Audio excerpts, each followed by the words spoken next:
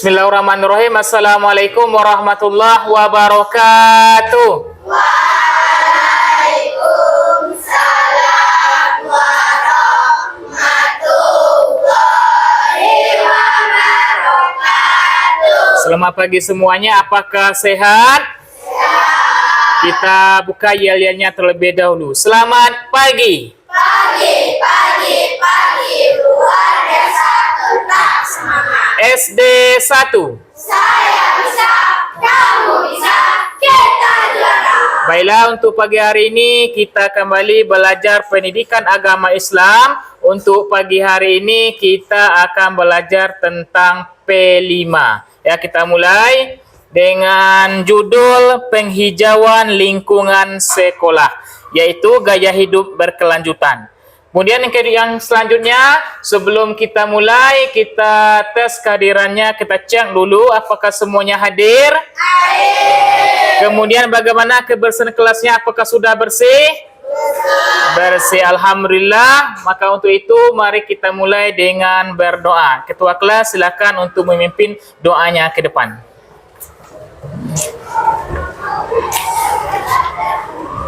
Bismillahirrahmanirrahim. Rabbi zidni ilman warzuqni fahman. Ya Allah, tambahkanlah ilmuku dan tinggikanlah kecerdasanku. Amin. Oke, terima kasih. Kita sudah berdoa, semoga ilmu kita mendapat bermanfaat ya. Kemudian untuk mengenang ataupun untuk membangkitkan jiwa nasionalisme kita, marilah kita menyanyikan lagu kebangsaan Indonesia Raya. Semuanya silakan berdiri. Judul lagunya yaitu Indonesia Tanah Airku.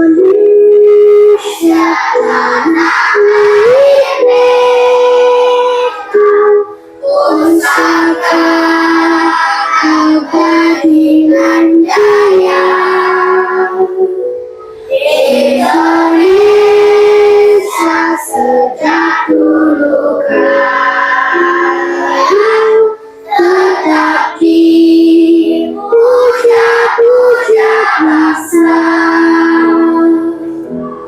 Di sana tempatlah mereka, dimulai dibesarkan muda, tambah berhidup di hari tua, sampai hari untuk Anda.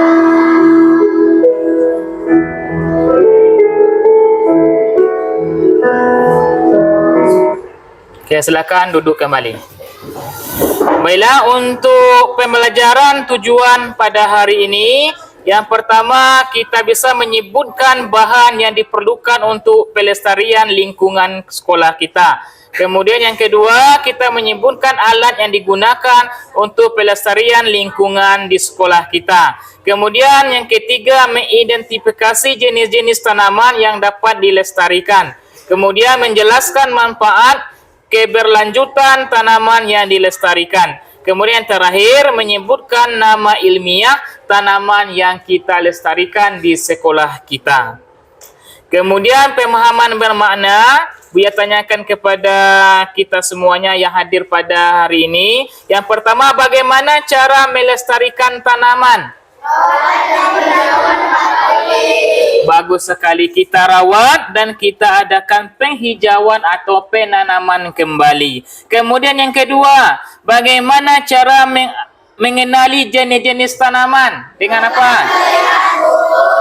Bagus, salah satunya dengan melihat buku, baik buku cetak maupun buku-buku yang kita beli, kita ambil di toko-toko buku, atau dengan kita browsing di internet juga bisa. Kemudian yang ketiga, apa manfaat yang dapat diambil dari tanaman yang dilestarikan?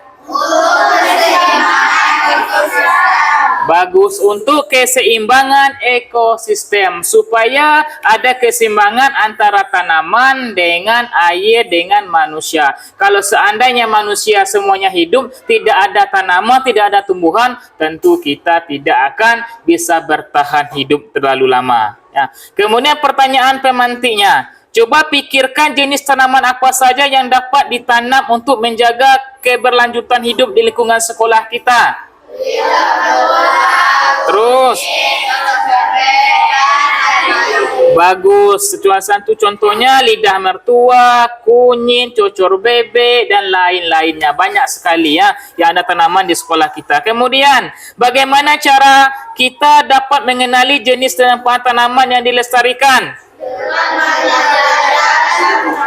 Buku dengan banyak belajar, kita membaca buku, kita akan mengenali jenis-jenis tanaman yang ada lingkungan sekolah maupun di lingkungan tempat lainnya di luar ya. Kemudian kita masuk kepada bab pembahasan, yaitu penghijauan di sekolah kita. Ya. Kita lihat video terlebih dahulu.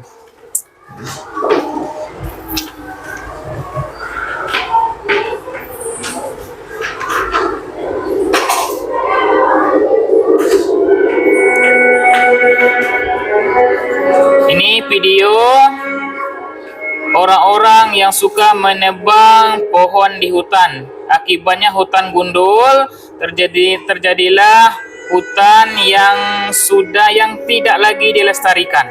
Ya.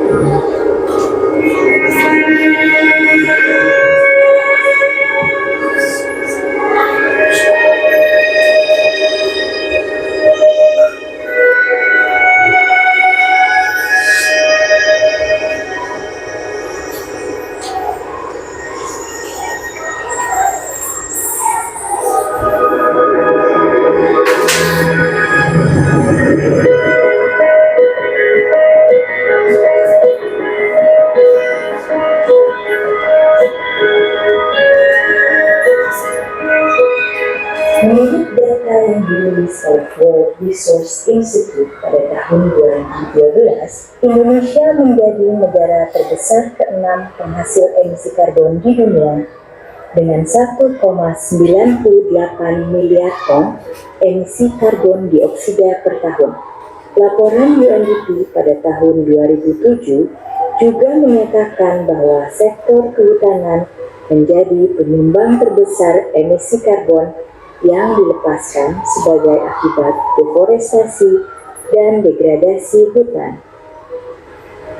Menghadapi sorotan dunia tersebut, pemerintah kemudian mengeluarkan Peraturan Presiden Nomor 61 Tahun 2011 mengenai Rencana Aksi Nasional Penurunan Emisi Gas Rumah Kaca tahun 2010-2020.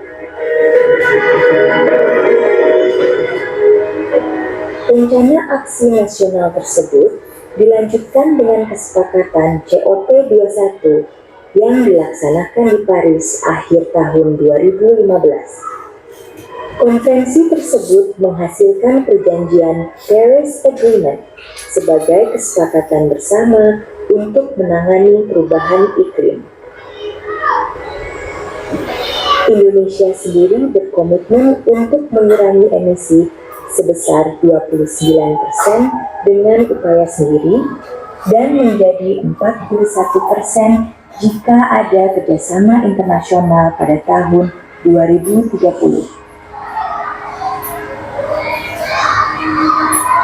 Pada rentang tahun 2009 sampai 2013, bisa dikatakan bahwa Indonesia kehilangan hutan seluas 1,13 juta hektar setiap tahunnya. Jadi bisa kita ilustrasikan bahwa setiap menitnya hutan Indonesia hilang sama dengan luas 3 kali lapangan sepak bola per menit. Dengan laju deforestasi yang sangat tinggi tersebut, maka di tahun 2013 hanya tersisa sekitar 83 juta hektar tanaman di Indonesia.